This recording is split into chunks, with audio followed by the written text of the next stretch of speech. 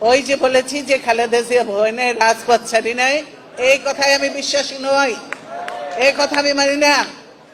রাজপথে আমি কেন অনেককেই বলবো, আমার নেতাদেরও বলবো যে রাজপথে তখন থাকার কথা থাকে নাই, রাজপথ ছাড়ি নাই বলে ভুল হবে, রাজপথ ছাড়ি নাই বলে ভুল হবে। এই স্লোগানগুলি দয়া করে আর দেবে না। ভালো স্লোগান শেখো, ভালো স্লোগান দাও, তাহলে কাজে দেবে, বুঝেছো? ইলেকশন কমিশনের প্রস্তাবটা, এটা কি তোমরা পড়েছো সবাই? সবাই পড়ো নাই। এটা বই আকারে করা হয়েছে, কিন্তু তোমরা পড়ো নাই। তাহলে তোমরা কিসের ছাত্র?